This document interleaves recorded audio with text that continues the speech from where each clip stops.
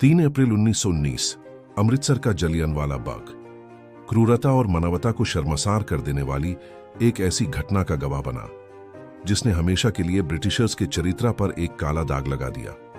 उस दिन वहां हजारों लोग शांतिपूर्ण विरोध के लिए इकट्ठा हुए थे। शाम ढल रही थी कि तभी अंग्रेज अधिकारी जनरल रेजिनाल्ड डायर अपने सिपाहियों के साथ यहां आ पहुंचा और बिना कोई चेतावनी दिए शांति से प्रदर्शन कर रहे निहत्थे लोगों पर अंधाधुंध गोलियां चलवा दी। पूरा वातावरण गोलियों की तड़तड़ाहट और लोगों की चीख पुकार से गूंज उठा। लोग जान बचाने के लिए इधर उधर भागने लगे। किसी के सीने में गोली लगी तो किसी का सिर फट गया, कोई भीड़ में कुचला गया तो किसने जान बचाने के लिए वहां मौजूद कुएं में छलांग लगा दी। लेकिन वहां भी मौत उनका इंतजार कर रही थी। केवल उस कुएं में दम घुटने से 120 लोगों की मौत हो गई। जनरल डायर ने जलियांवाला बाग का गेट भी बैंड करवा दिया था ताकि कोई बचकर बाहर न भाग सके। जो लोग दीवार पर चढ़कर जान बचाने की कोशिश कर रहे थे उन्हें भी गोलियों से भून दिया गया। एक के ऊपर एक 10 से 12 शवों का अंबार लगता चला गया। पूरे 10 मिनट तक निहत्थे लोगों पर नॉन स्टॉप गोलियां चलती रही। 10 मिनट बाद जब गोलीबारी थामी तो 1000 से ज्यादा लोग अपनी जान गंवा चुके थे, जबकि इससे दोगुना ज्यादा लोग गोलियों और भगदड़ के शिकार होकर बुरी तरह से घायल हो चुके थे। इसके बाद अंग्रेजों ने घायलों का इलाज नहीं होने दिया और 1000 से ज्यादा लोगों की लाशों को पूरी रात कीड़ों के खाने के लिए छोड़ दिया। यह वो दिन था जो हर भारतीयों को सदियों के लिए एक गहरा जख्म दे गया। यह सिर्फ एक नरसंहार नहीं था, बल्कि आजादी के संघर्ष में एक ऐसा जख्म था जो कभी नहीं भरा। इस मैसेकर ने पूरे भारत को झकझोर कर रख दिया। क्रांति की आग भड़क उठी। लोग अंग्रेजों की नौकरी छोड़ने लगे। कईयों ने अपने तमंचे लौटा दिए। इसी बीच एक कम उम्र का ऐसा क्रांतिकारी भी था जो जलियांवाला बाग पहुंचता है। वहां की खून से सनी मिट्टी को अपनी मुट्ठी में लेकर इस कत्लेआम का बदला लेने की कसम खाता है। वो 21 सालों तक बदले की आग में जलता रहा और जब मौका हाथ लगा तो उसने अंग्रेजों की धरती पर इस नरसंहार के जिम्मेदार एक अंग्रेज अफसर को मारकर इसका बदला ले लिया। वर्ल्ड वॉर 1 के दौरान British government defence of India act 1915 लागू करती है ताकि युद्ध के समय में भारत में उनकी हुकूमत के खिलाफ उठने वाली हर आवाज को आसानी से दबाया जा सके। इस कानून के तहत पुलिस को बेइंतहा पावर मिल गई थी। बिना सबूत और ट्रायल के किसी को भी गिरफ्तार कर जेल में डाला जा सकता था। किसी के भी भाषण या आंदोलन को रोका जा सकता था। इस एक्ट के खिलाफ काफी प्रोटेस्ट भी हुआ, लेकिन अंग्रेजों पर कोई फर्क नहीं पड़ा। 4 साल बाद जब वर्ल्ड वॉर 1 खत्म हुआ तो लोगों को उम्मीद थी कि डिफेंस ऑफ इंडिया एक्ट 1915 के कड़े प्रतिबंध हटा दिए जाएंगे, लेकिन ब्रिटिशर्स ऐसा कुछ नहीं करते। उल्टा वो भारतीयों की उम्मीदों को कुचलते हुए सिडनी रोलट कमेटी की सिफारिशों पर इन प्रतिबंधों को स्थायी कर देते हैं। इसके बाद फरवरी 1919 में इंपीरियल लेजिस्लेटिव काउंसिल में रोलट एक्ट नामक एक कानून पेश किया जाता है। इसके प्रोविजंस को पढ़कर वहां मौजूद इंडियन मेंबर्स इसका जोरदार विरोध करते हैं, लेकिन ब्रिटिशर्स पर इसका कोई असर नहीं होता और 18 मार्च 1919 को इस कानून को जबरान लागू कर दिया जाता है। इस कानून के तहत सिर्फ शक के आधार पर किसी को भी गिरफ्तार कर 2 साल तक जेल में रखा जा सकता था। पुलिस बिना वारंट के किसी के भी घर में घुसकर तलाशी ले सकती थी। कोई भी क्रांतिकारी गतिविधि होने पर बिना जुरी के मुकदमा चलाया जा सकता था। साथ ही अखबारों पर पाबंदियां लगा दी गई और पब्लिक गैदरिंग्स पर भी रोक लग गई। यानी ये कानून सिर्फ भारतीयों की आवाज को कुचलने के लिए बना था।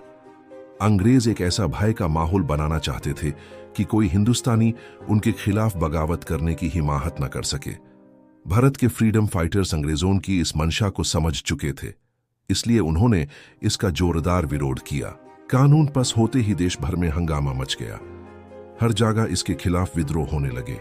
किसी ने इसे काला कानून कहा तो किसी ने नो अपील, नो दलील, नो वकील वाला कानून करार दिया। गांधी जी ने इस कानून के खिलाफ सत्याग्रह का ऐलान कर दिया।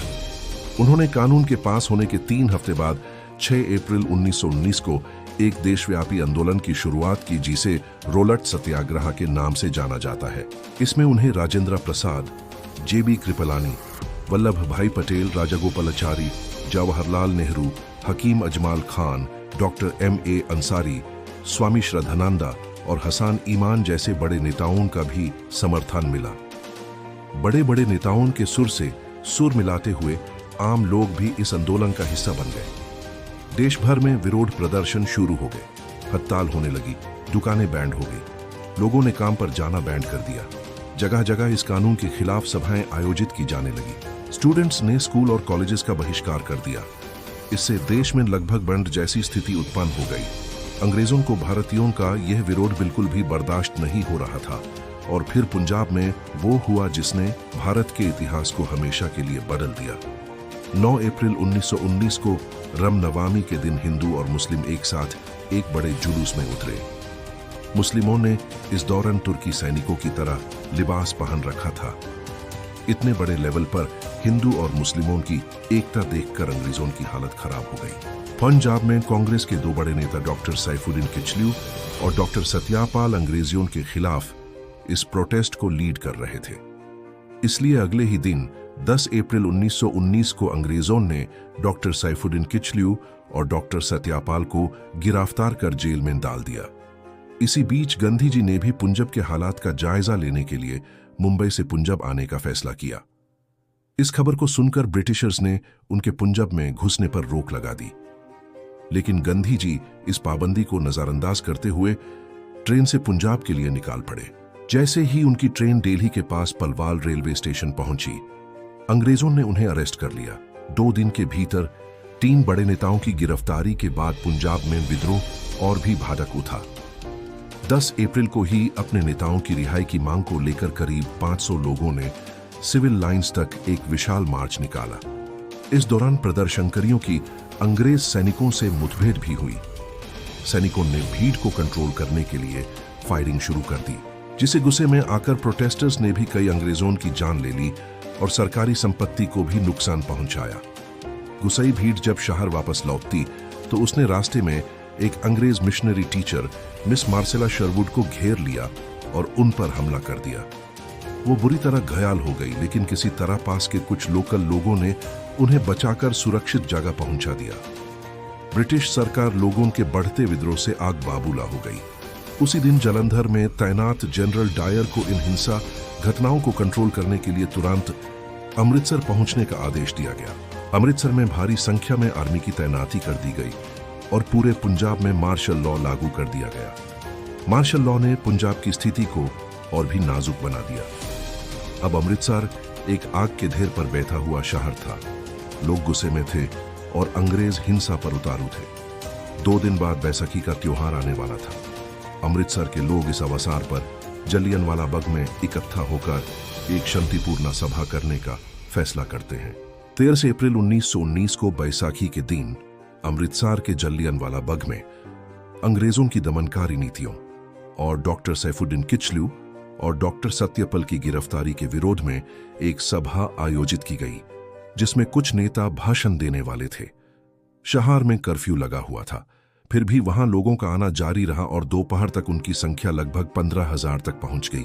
इसमें सैकड़ों लोग ऐसे भी थे जो बैसाखी के मौके पर अपने परिवार के साथ मेला देखने और शहर घूमने आए थे।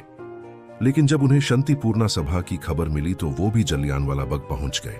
जलियांवाला बाग अमृतसर में गोल्डन टेम्पल के बेहद करीब 6.5 एकड़ में फैला एक पब्लिक गार्डन है, जो चारों और ऊंची ऊंची दीवारों से घिरा था।